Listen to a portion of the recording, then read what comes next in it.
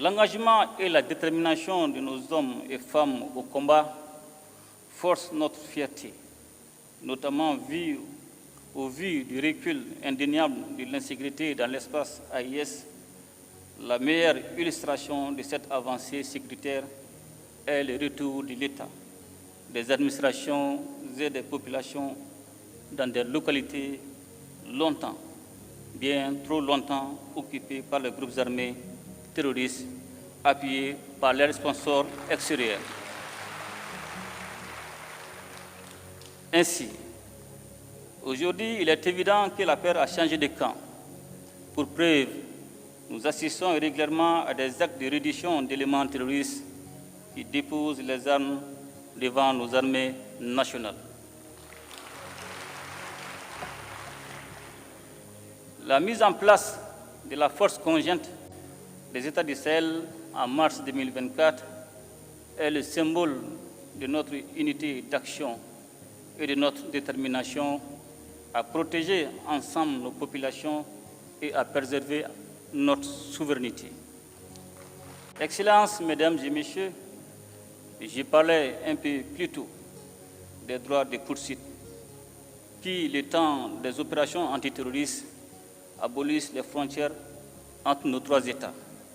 Et je voudrais profiter de cette occasion pour aborder l'un des autres aspects essentiels de notre alliance commune, celui de la libre circulation des personnes et des biens.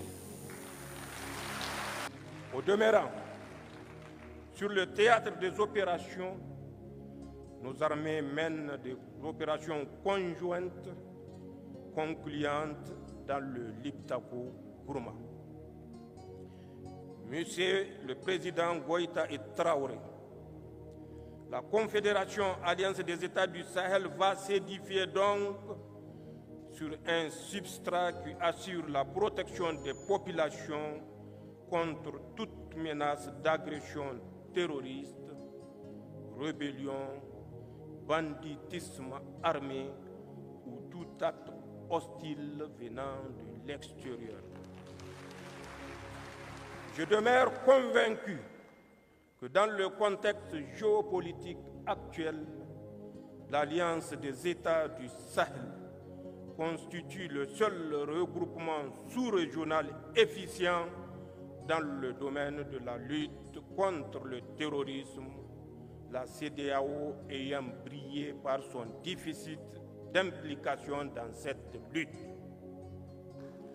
De ce fait, l'Alliance des États du Sahel seule nous permet de faire face aux menaces terroristes comme aucune autre structure régionale ou internationale ne l'a fait auparavant.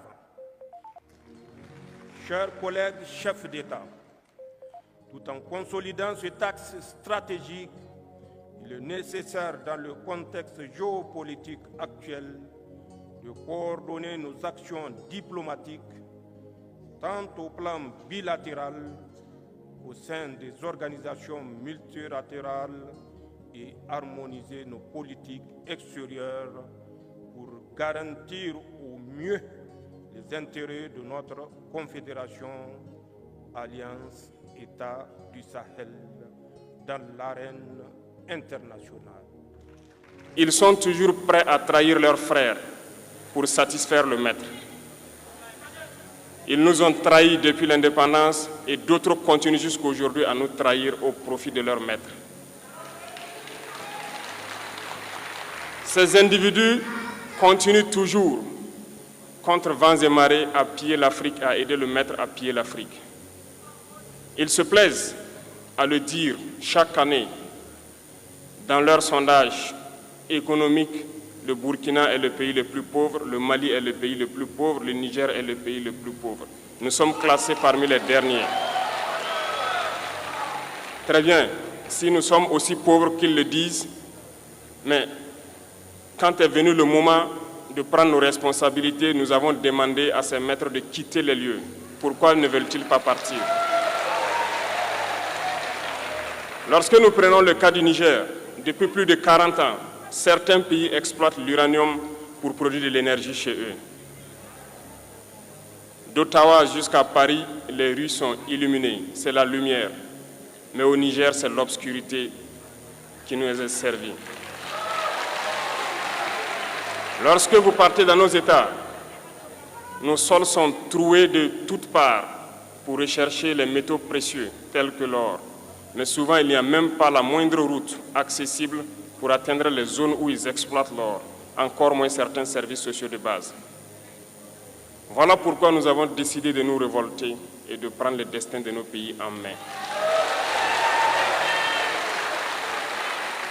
Il y a bien d'autres exemples, mais lorsque nous avons décidé ainsi, eh bien, nous avons été approchés par certains esclaves de salon pour nous passer le message de leur maître. Parce qu'ils avaient créé cette sorte de chaîne polymère qui se relève à la tête de nos États pour les servir. Et nous sommes venus briser la chaîne. Et c'est inconcevable pour eux.